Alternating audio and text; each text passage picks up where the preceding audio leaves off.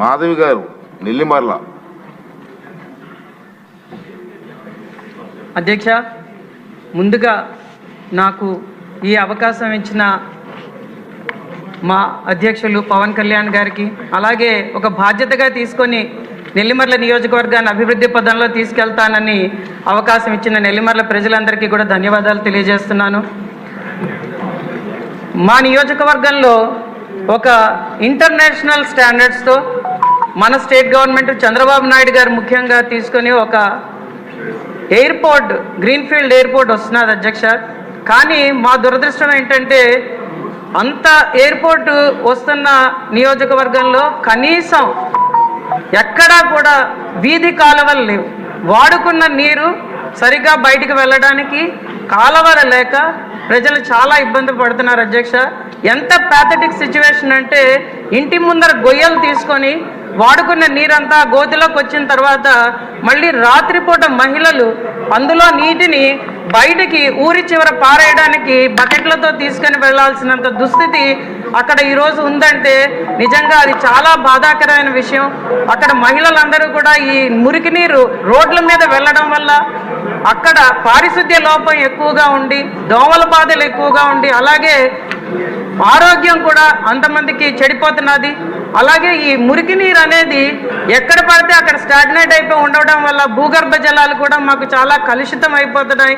Water సమస్య అధికంగా ఉన్న మా నియోజకవర్గంలో ఇది పుండి మీద కారంలా తయారవుతున్నది. కాబట్టి ఈసారి అధిక సంఖ్యలో నిధులు మా నియోజకవర్గానికి ఈ మురికి కాలువల నిర్మాణానికి గౌరవ మంత్రివర్యులు ఎలాకేట్ చేస్తారని రూరల్ డెవలప్మెంట్లో భాగంగా విజ్ఞప్తి చేయడం జరుగుతున్నది అధ్యక్ష. ఆదిరెడ్డి శ్రీనివాస్ గారు రాజమండ్రి.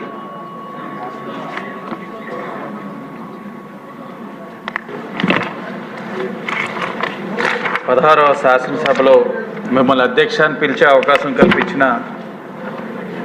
అన్న లోకేష్ గారికి, చంద్రబాబు నాయుడు గారికి, పవన్ కళ్యాణ్ గారికి, అలాగే ఇక్కడ మాట్లాడే అవకాశం కల్పించిన నా నియోజకవర్గ ప్రజలకు అందరికీ కూడా నమస్కారం అధ్యక్ష. అధ్యక్ష, ఈ రోజున ఇల్లు అనేది ప్రతి సామాన్యుడు ఒక కళ. 2014-19లో ఆనాడి కళని నెరవేర్చేందుకు టిట్కో హౌసింగ్ అన్నది ప్రవేశపెట్టి నాణ్యమైన ఇల్లులని కట్టించాం అధ్యక్ష. గత 5 సంవత్సరాలుగా కూడా వీరి టిట్కో హౌసెస్లోని గృహప్రవేశానికి సిద్ధంగా ఉన్నా కూడా ఎవరికి ఇవ్వకుండా లబ్ధిదారుల పైన లోనింగ్ చేసేసి వాళ్ళకి ఇల్లులు అప్పచెప్పకుండా ఈఎంఐస్ కూడా స్టార్ట్ అయిపోయిన పరిస్థితులు మనం చూస్తూ ఉన్నాం అధ్యక్ష. కేవలం రాజమండ్రి సిటీయే కాదు అధ్యక్ష, రాష్ట్రంలో కూడా చాలా చోట్ల ఈ పరిస్థితులు ఉన్నాయి. ఇప్పుడు లబ్ధిదారులు అందరూ ఇల్లులు ఇవ్వలేదు, ఈఎంఐస్ వచ్చేసినాయి, బ్యాంకర్స్ ఇబ్బంది పెడతా ఉన్నారు, జప్తు చేసుకుంటానని చాలా ఇబ్బందికర పరిస్థితులు ఉన్నాయి అధ్యక్ష. దానిపైన మనం దృష్టి సారించాల్సిన అవసరం ఉంది. వారు అద్దెంటిలో ఉంటూ అక్కడ అద్దె కట్టుకుంటూ ఇక్కడ ఈఎంఐ కట్టే పరిస్థితులు వచ్చినాయంటే గత వైఎస్ఆర్ కాంగ్రెస్ పార్టీ వారి యొక్క తప్పిదాల వల్ల ఇవన్నీ వచ్చినాయి అధ్యక్ష. తప్పకుండా దీనిపైన దృష్టి సారించాల్సిన అవసరం ఉంది. అలాగే రాజమండ్రి సిటీలోని ఆవ స్కామ్ మీ అందరికీ తెలిసిందే అధ్యక్ష. అప్పుడు తెలుగుదేశం పార్టీలో కమిటీ వేసినప్పుడు మీరు కూడా వచ్చారు, మీరు కూడా మాట్లాడారు, మీ పైన బరువు నష్ట దావా కూడా వేశారు. అది ఎంత పెద్ద స్కామో మనమే చూసాం అధ్యక్ష మన కళ్ళతో. తాటి చెట్టు లోతున్న ప్రాంతంలోని హౌసింగ్ స్కీమ్ ఎలా ఇచ్చారన్నది ఇప్పటికీ మాకైతే అర్థం కావట్లా. 10,000 హౌసింగ్ ఇచ్చేశారు అక్కడ. అంటే చిన్న గోదావరిగా పిలువబడే ప్రాంతంలోని కేవలం కిక్ బ్యాక్స్ కోసం, వారి యొక్క సొంత ప్రయోజనాల కోసం ఆ ఇల్లులు ఇవ్వడం జరిగింది. అదే కాదు అధ్యక్ష, ఎలక్షన్ కోడ్ రాత్రి 12ంటికి వస్తుందంటే ముందు రోజు 20,000 పట్టాలు ఇవ్వడం జరిగింది అధ్యక్ష. అది కూడా ఇదే విధంగా వాళ్ళ యొక్క వెస్టెడ్ ఇంట్రెస్ట్ తోటి ఇచ్చారు అధ్యక్ష. దానిపైన తప్పకుండా కమిటీ వేసి వారి యొక్క ఏ ఆలోచనతో అయితే ఆ స్కామ్ జరిగిందో అన్ని కూడా బయటికి రావాల్సిన అవసరం ఉంది. ఇదంతా కూడా ప్రజాధనం, దాని మీద కూడా దృష్టి సారించాలని మిమ్మల్ని కోరుతా ఉన్నాను అధ్యక్ష. బొండా ఉమా గారు.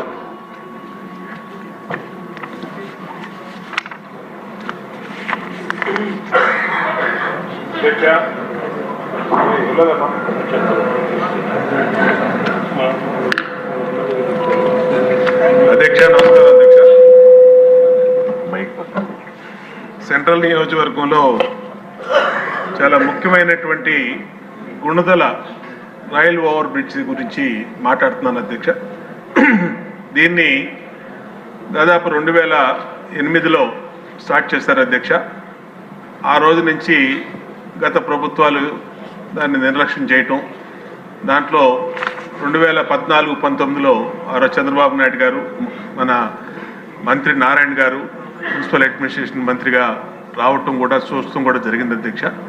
కానీ దానికి కొన్ని టెక్నికల్ ప్రాబ్లమ్స్ వచ్చి కంప్లీట్ చేయలేకపోయాం అధ్యక్ష ఆ రోజు. తర్వాత ఈ సంవత్సరాల్లో 2019-2024 మధ్య మరి ఎంతో ఆర్భాటంగా చేస్తామా, టెక్నికల్గా ఏమైతే లోటుపాట్లు ఉన్నా సరి చేస్తామని చెప్పి చేయలేకపోయారు అధ్యక్ష. ఇప్పుడే ఆర్ఎండ్బి మినిస్టర్ గారిని కూడా నేను మాట్లాడటం జరిగింది అధ్యక్ష. దాన్ని రైల్వే బోర్డుకి పంపించాం అధ్యక్ష. రైల్వే బోర్డుకి పంపించి స్పెషల్ పర్మిషన్ తీసుకొని దాన్ని ఇవాళ విజయవాడ పార్లమెంట్ సభ్యులు కేశినేని శివనాథ్ చిన్ని గారు ఇవాళ అక్కడ ఢిల్లీలో మాట్లాడటం జరిగింది అధ్యక్ష. కాబట్టి మా కోరిక ఏంటంటే మా నియోజకవర్గానికి చాలా పొటెన్షియల్ కలిగినటువంటి రైల్ ఓవర్ బ్రిడ్జ్ని సంబంధిత మంత్రివర్యులు కేంద్ర రైల్వే బోర్డుతో మాట్లాడి దాని ఆల్రెడీ శాంక్షన్ అయిపోయింది కాబట్టి ఆ అనుమతులు వెంటనే తీసుకొచ్చి దాన్ని వెంటనే పూర్తి చేయ పనులు ప్రారంభించమని చెప్పి మా రిక్వెస్ట్ అధ్యక్ష మీ ద్వారా. కాబట్టి వెంటనే చేయమని కోరుతూ ఈ అవకాశం ఇచ్చినందుకు మీకు నమస్కారం అధ్యక్ష. రఘురామకృష్ణరాజు గారు. నేను డయాలసిస్ సెంటర్స్ గురించి ప్రస్తావించుకున్నా. సంబంధిత మంత్రి గారికి నేను తెలియజేయాలనుకున్నది, పట్టణాల్లో ఉన్నాయి తప్ప చాలా చోట్ల నగరపాలిక పంచాయతీల్లో ఇటువంటి చోట్ల డయాలసిస్ సెంటర్లు లేనందువల్ల ప్రజలు ఎంతో ఇబ్బందికి గురై, ఫర్ ఎగ్జాంపుల్ మా ఉండి నియోజకవర్గం నుంచి భీమవరంలో చోట్లేక ఏలూరు, విజయవాడ లాంటి ప్రాంతాలకు కూడా వెళ్ళవలసి వస్తుంది. దీని గురించి నేను కాస్త అధ్యయనం చేస్తే కేంద్ర ప్రభుత్వ సహకారంతో కొన్ని సంస్థలు డయాలసిస్ సెంటర్స్ వాళ్ళే ఇన్స్టాల్ చేసి ఆయుష్మాన్ భారత్ ద్వారా వాళ్ళకి రీఎంబర్స్మెంట్ వస్తుంది. వాళ్ళు ఉచితంగా సేవలు అందించడానికి, అంటే కేంద్ర రీఫైనాన్స్తో ఉచితంగా సేవలు అందించడానికి కొన్ని సంస్థలు ముందుకు వస్తున్నాయి. నా విజ్ఞప్తి ఆరోగ్య శాఖ మంత్రి గారికి మీ ద్వారా, ఆయన వాళ్ళని సమీక్షా సమావేశం నిర్వహించి అపోలో ఇంకొన్ని సంస్థలు ముందుకొచ్చే వాళ్ళతో మాట్లాడి ఏదైతే బి గ్రేడ్ టౌన్స్ ఉన్నాయో, ఎక్కడైతే ఈ డయాలసిస్ బాధితులు ఎక్కువగా ఉన్నారో అక్కడ ఒక 30-40 సెంటర్లు రాష్ట్రం మొత్తం మీద ఏర్పాటు చేయగలిగితే అది చాలామందికి చాలా ఎక్కువ సేవ చేసినట్టు ఉంటుంది. మన ఉప ముఖ్యమంత్రి గారికి కూడా మనసుకు చాలా దగ్గరైన అంశం ఈ కిడ్నీ బాధితుల అంశం. అది మీ ద్వారా వారికి తెలియజేయాలని కోరుకుంటున్నాను. నమస్కారం.